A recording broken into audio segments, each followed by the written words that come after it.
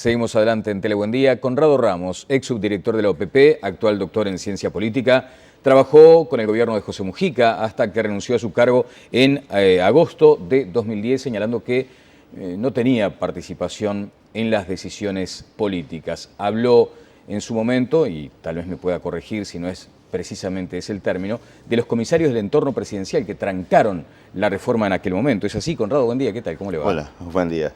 Sí, en aquel momento sentí la necesidad de aclarar eso. Bueno, el concepto a veces de comisario, ¿no? De esa especie de figura que viene a tratar por la fuerza de arreglar situaciones que son endémicas, muchas veces. Sí. Es una forma de entender la gestión pública y a mí, desde mi punto de vista, lamentable. No se debería entrar ya con un plano de desconfianza e inclusive con desconfianza con compañeros que vienen de gestiones anteriores del mismo gobierno. Creo que hay que dar una carta de confianza primero y realmente si se quiere controlar la hechura de la política pública, es decir, no fijar una decisión política y luego que se te vaya de las manos porque en los distintos procesos se van modificando la intención inicial que se tenía de política pública. Lo mejor es entonces charlar mucho con la gente, tener compromisos de gestión. Hay formas que no sea la de irradiar a quien no le tiene confianza a priori. O sea, aplicar lo que parece un contrasentido, ¿no? En su momento se entendió la política, pero sin política, ¿no? O sea, imponer una forma de trabajo, pero sin la necesaria negociación. Es el poder duro, el poder desnudo. Eso, los alemanes tienen dos formas para entender el poder. Una es el poder como posibilidad, como diálogo, como influencia, y el otro es el poder más desnudo, el poder duro, más violento, que también es una imposición, pero más violenta. La otra es el poder como posibilidad de hacer cosas juntos. Bueno, hoy ha trascendido un informe especial que tiene que ver con esta reforma del Estado, una reforma de la que se habla tanto, ¿eh? Uno podría decir perfectamente que nació con esta discusión, con este debate. Se habla tanto y conocemos tan poco. Y conocemos tan poco. Has publicado en tu blog una cuestión que tiene que ver básicamente con la Oficina de Servicio Civil.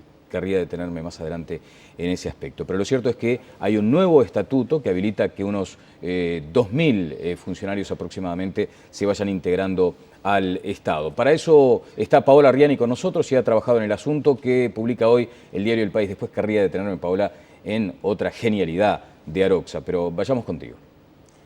Así es, Daniel, muy buenos días. Como bien decías tú, nosotros tenemos la imagen de lo que esta mañana se ve en el diario El País, que lógicamente presentaba Aroxa, pero también hablábamos de lo que será este nuevo estatuto que a partir de ahora habilita unos 2.000 contratos temporales de derecho público pasen a ser presupuestados en un plazo máximo de 6 meses. El texto que se acordó marca que un funcionario público es todo individuo que ejerza funciones públicas en una entidad estatal bajo una relación de subordinación y al servicio del interés general. Al 30 de diciembre del 2011, el Estado tiene 264.078 vínculos laborales y 13.550 empleados que no cuentan con esa calidad. El nuevo estatuto establece un régimen laboral de 8 horas para los nuevos ingresos y se crea la Comisión de Análisis Retributivo y Ocupacional, el cual no la integra COFE, algo que genera malestar y se va a continuar conversando. La misma estaría a cargo de asesorar al Ejecutivo sobre los valores que adoptarán cada una de las escalas salariales. Otro punto de desacuerdo son las sanciones previstas que irán de faltas leves a muy graves. Las leves ameritarán sanciones de observación o amonestación con anotación en el legajo y las graves con suspensión de 10 días a 6 meses. Esto también marca diferencias porque COFE cree que primero debería haber una investigación interna. Por último, se recortarán los feriados no laborables pagos, los cuales pasarán a ser únicamente los 5 que están marcados en el almanaque. La negociación aún no se cerró y el próximo lunes la bancada del Frente se volverá a reunir con COFE. Daniel, lógicamente, como decías tú al comienzo, tenemos lo que fue este dibujo de Aroxa esta mañana en el diario El País como para poder recrear lo que es esta situación. Bueno, y allí está esa genialidad que decíamos, un funcionario público, imaginamos, atornillado a su sillón. Una primera reflexión, Conrado. Bueno, es que ese no es el tema fundamental en este estatuto. La característica de inamovilidad del funcionario público creo que no es el problema es las evaluaciones, cómo se evalúa un funcionario para ver si está desempeñando bien su gestión o no. Ajá, o sea, aquí se menciona, por ejemplo, ese concepto también muy arraigado, de decir, bueno, que trabajen 8 horas, cuando tú has mencionado que tampoco eso es determinante para nada. Eso no es determinante. En el mundo moderno de hoy hay distintos tipos de funcionarios. Hay funcionarios que sí tienen que tener una atención al público y la ciudadanía tiene derecho a exigir que se la atienda en tiempo y forma, pero hoy en día también sabemos que en la medida que empiezan a avanzar todos los sistemas de interconexión de trámites por internet y eso, estos temas pierden relevancia. No han perdido toda la relevancia, pero digo que no son los prioritarios.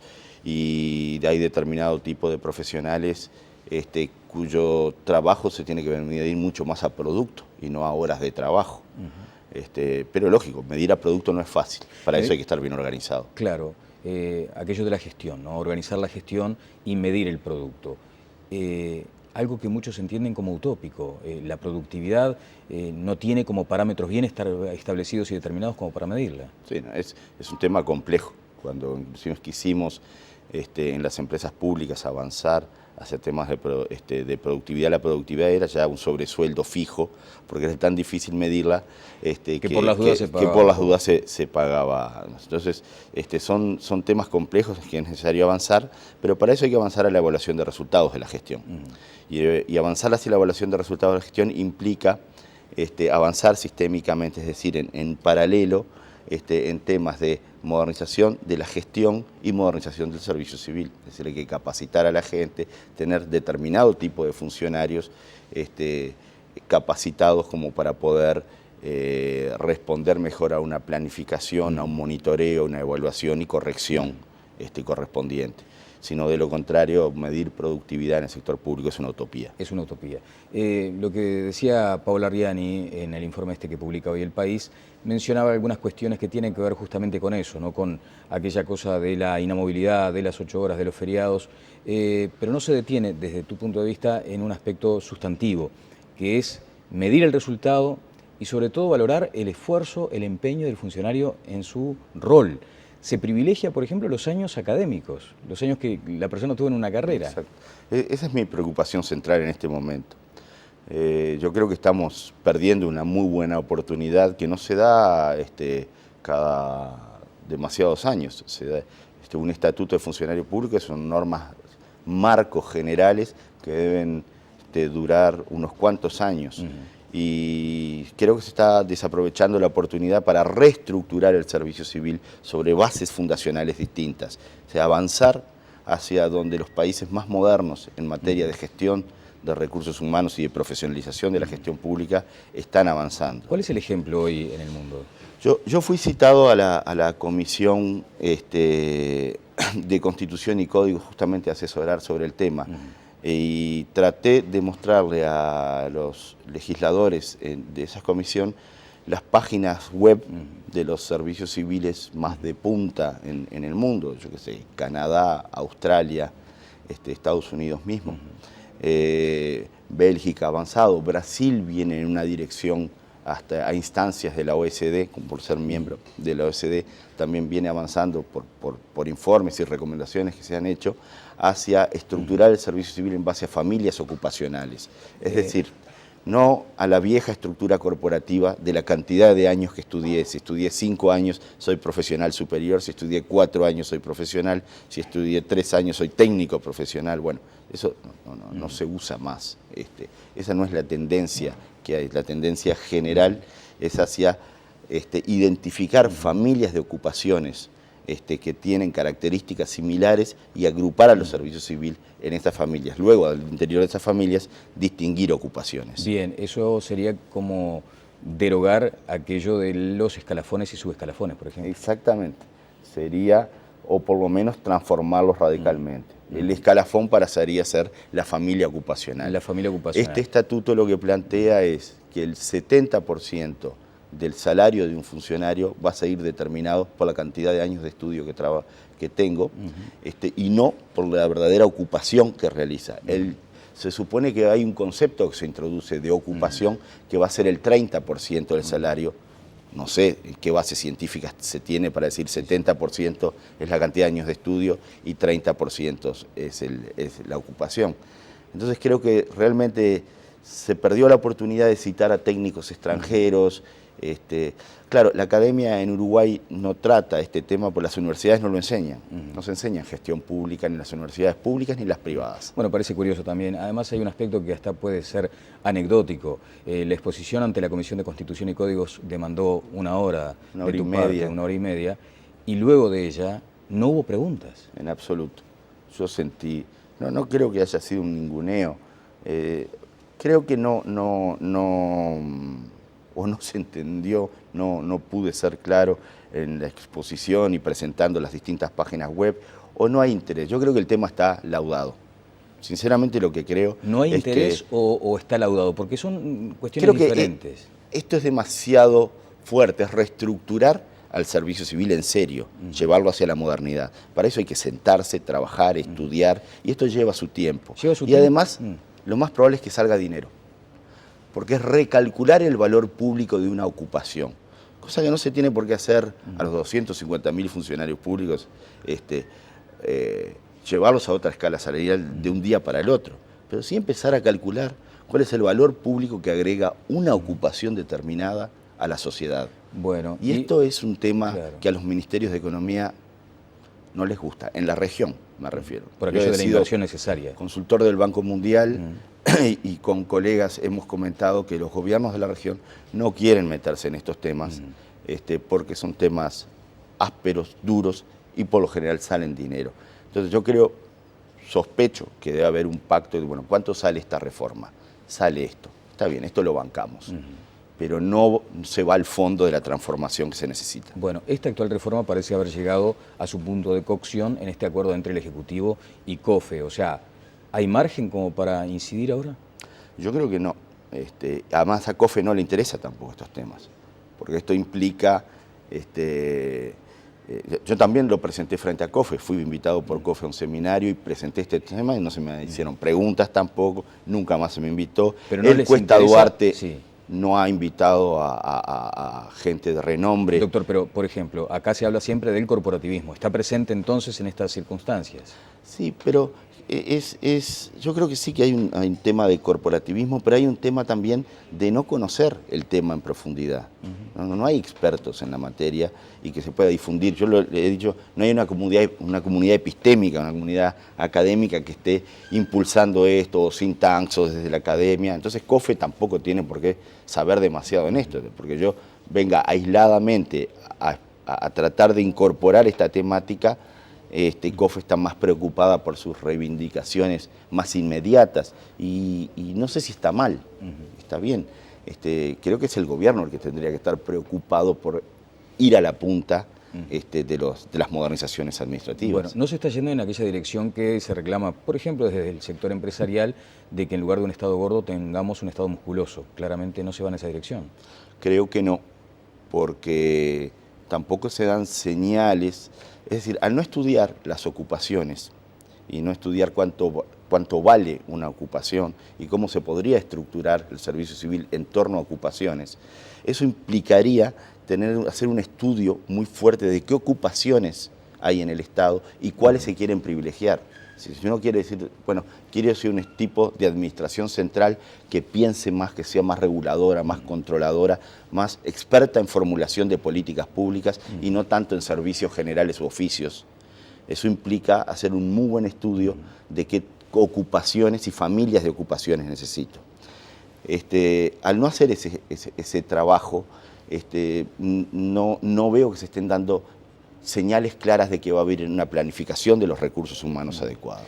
Bien, todos somos usuarios de las oficinas estatales, los organismos públicos, y advertimos en nuestra acción ciudadana algunos ejemplos que son buenos. O sea, ¿hay alguna oficina que esté en la buena dirección como para citarla como ejemplo? Sí, yo evito esta pregunta cuando se dice cuáles son las buenas y cuáles son las malas, porque se puede, esto es muy variable también. Claro. Se han hecho esfuerzos y ha habido modernización en la gestión pública. inclusive la Agencia de Gobierno Electrónico, desde allí se han hecho esfuerzos por mejorar los sistemas de información pública y poder hacer interconexión de trámites, y al haber interconexión de trámites le permite a las oficinas públicas mejorar, es decir, si uno quisiera dar ejemplos, la Dirección Nacional de Identificación Civil, donde se expiden las cédulas de identidad, ha hecho esfuerzos de modernización importantes. La propia impositiva, pero de pronto es un la ejemplo. DGI ha hecho esfuerzos importantes también de mejora en cuanto a la atención al público, en cuanto a la capacidad de... bueno, no ha tenido más remedio también, la introducción del IRPF y la modernización de los sistemas tributarios implica... y aparte, esas oficinas particularmente son recaudadoras, por lo tanto también hay un interés especial en la modernización. Pero creo que más allá de una oficina u otra en particular, lo que estamos perdiendo es la oportunidad de modernizar en serio nuestro servicio civil y que un funcionario público, una vez que recibiera un sueldo, estuviese orgulloso de ese sueldo y pudiera justificarlo a la sociedad, porque es una ocupación determinada con determinado valor público, y no porque estudié una carrera de 5 años y soy contador o abogado, pero no sé bien qué es lo que se hace. Y por qué una persona que estudió 4 años y de repente es experta en licitaciones públicas, tiene que ganar menos y pertenecer a un escalafón distinto de una persona que estudió 5 años, pero quizás desarrolla una tarea con menos valor agregado. ¿Y estos argumentos fueron los que no se entendieron? No se entendieron, o no se quisieron entender. A ese punto quería ir, porque ¿en qué medida también allí hay una valoración del costo político? Porque acá hay dos aspectos que me parece sustantivo Está muy destacar. bien. El costo político y también el coto de casa que representa ese grupo. Lógicamente, este planteamiento cuando yo tuve oportunidad en principio del gobierno de poder trabajar esto e insistí, creo que fue la persona que más insistió en cambiar el estatuto de funcionario público e insistí en incorporar el tema de las ocupaciones. El tema de las ocupaciones es un tema muy difícil y hay que estudiarlo y hay que pedir asesoramiento externo. Pero el servicio civil no es una prioridad en los gobiernos, pero históricamente no ha sido una prioridad. A mí me preocupa, no es una prioridad la gestión. Cuando yo digo, ¿por qué el presidente dice que para poder tener la nueva compañía de aviación o que van a ser los trabajadores, hay que traer un gerente del exterior? Y para ser director general, director de secretaría de un ministerio, alcanza con que sea una persona de confianza del ministro, que es menos importante un ministerio que la compañía de aviación. Se dice, no, porque el oficio es muy particular, y el oficio de gerenciar un ministerio no es muy particular. Claro. Entonces eso da esa idea de la importancia que tiene el servicio civil. Piensen en las autoridades que se designan en el servicio civil, son personas conocidas por su trayectoria en materia de gestión humana, o quizás son enroques políticos que se hacen sin ir realmente a una valorización adecuada que se tendría que hacer de lo que es el sistema del servicio civil. Bueno, ¿entendió legisladores disidentes del Frente Amplio cuando se habló, por ejemplo, de una oficina de colocaciones, una pelea por cargos, una cueva de lobos, dijo uno de los diputados renunciantes? Yo prefiero no entrar en ese tipo ni de calificativos, ni de... Yo creo que cuando expuse ante la Comisión de Constitución y Códigos, cuando terminé la exposición, vinieron varios legisladores a decir qué interesante había sido. Pero creo que para que me pudieran llevar un tipo de observación de este tipo, implicaría que habría que parar este estatuto, ponerse a estudiar, pensar. Yo creo que aún dentro de esta administración se puede hacer un buen estatuto, pero va a implicar tener que realmente ponerse a estudiar, ver otros servicios civiles en forma comparada, y lleva un tiempo. Y hay miedo, creo que hay temor en no poder mostrar productos de urgencia como diciendo, vieron que estamos haciendo la reforma de Estado. Bien. Entonces, este tipo de observaciones más estructurales no tienen cabida.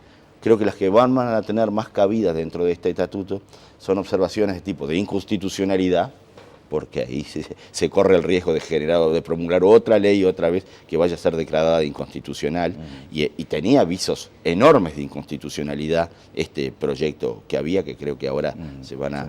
Porque se pensaba que, por ejemplo, estos funcionarios de derecho público, de contratos de función pública, así como la alta dirección pública. La alta dirección pública pueden ser gente que iban a tener otro régimen separado y no iban a ser funcionarios públicos, lo que era un disparate.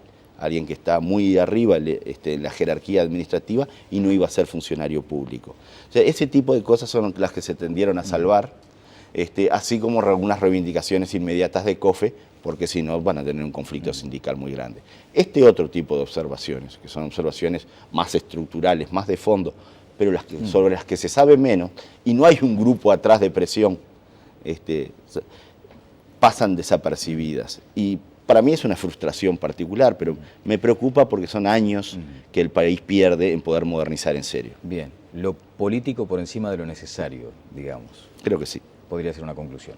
Muchas gracias, Conrado. Cuando escuchó esto, en teoría continuamos en este cuarto intermedio luego de aquel gabinete convocado en forma extraordinaria por el presidente de la República. Allí, una vez más, se habló de aquello de las distintas miradas económicas de los dos equipos, o tres o cuatro. Ahí usted sintió alguna vez decir, era lo que yo decía tanto tiempo atrás. Lo venía diciendo. Sobre todo, me preocupa mucho el rol que se le da a la Oficina de Planeamiento y Presupuesto. Que usted es claro en ese sentido, no está para fijar impuestos. No está para fijar impuestos.